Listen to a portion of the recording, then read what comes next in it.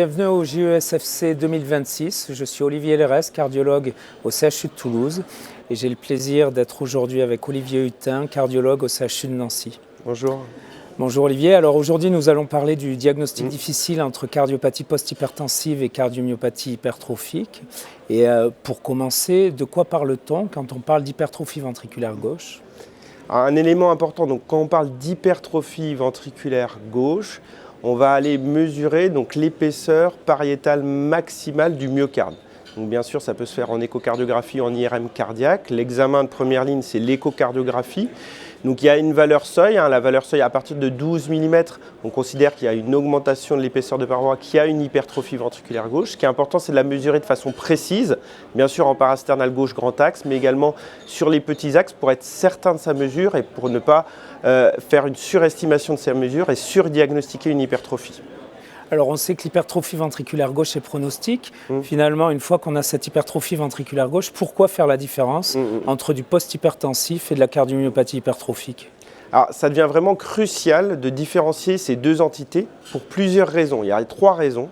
La première, elle est pronostique, c'est-à-dire que quand on a une cardiopathie hypertensive ou une cardiopathie hypertrophique sarcomérique, les patients n'ont pas la même évolution, le suivi ne doit pas être identique et par exemple le risque de mort subite est plus important quand on est porteur d'une cardiopathie hypertrophique sarcomérique.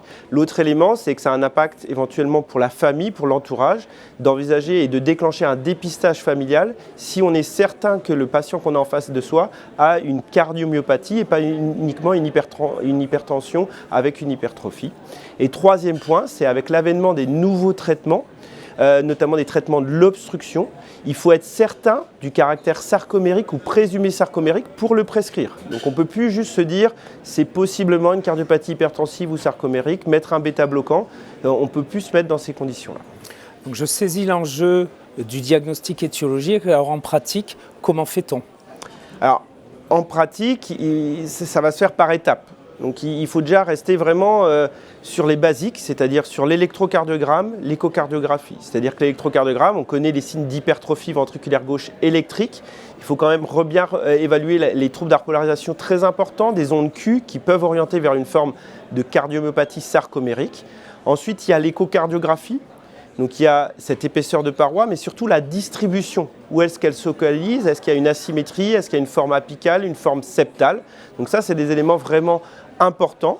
Et à partir du moment où on s'est fait une idée et on a une certitude ou une inquiétude sur ces examens de base, on va déclencher une seconde étape qui sont éventuellement la réalisation d'une IRM cardiaque, où là, on va aller rechercher s'il y a éventuellement une rétention tardive, une fibrose focale, qui signera probablement la cardiomyopathie.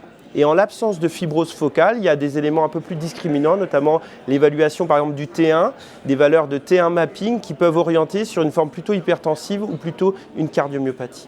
Et puis en fonction des résultats de l'IRM cardiaque, de l'inquiétude qu'on a, on va pouvoir déclencher éventuellement un test génétique qui va pouvoir nous guider vraiment si il persiste un doute sur la présence ou non d'une cardiomyopathie. Et donc finalement, si j'ai un de mes patients qui commence à vieillir, chez qui j'ai une hypertension artérielle qui commence à s'installer, je découvre une hypertrophie ventriculaire gauche, j'ai un bilan génétique négatif, ça élimine une cardiomyopathie hypertrophique. Non, clairement là, c'est les situations les plus complexes, donc ces patients plus âgés avec hypertrophie ventriculaire gauche. Ce qu'il faut retenir, c'est qu'il y a un overlap entre les deux pathologies, c'est-à-dire que 30 à 50% des cardiomyopathies hypertrophiques sarcomériques peuvent être hypertendues. Et que vous savez que si la génétique est négative, ça n'exclut pas la maladie, on peut toujours suspecter. Et donc dans ces cas-là, bien sûr, il ne faut pas prescrire des IRM à tous les patients, mais il faut ne pas hésiter à aller plus loin si le doute persiste, s'il y a des anomalies de la valve mitrale, si éventuellement il y a une obstruction ou s'il y a des symptômes qui orientent vers une cardiopathie sarcomérique.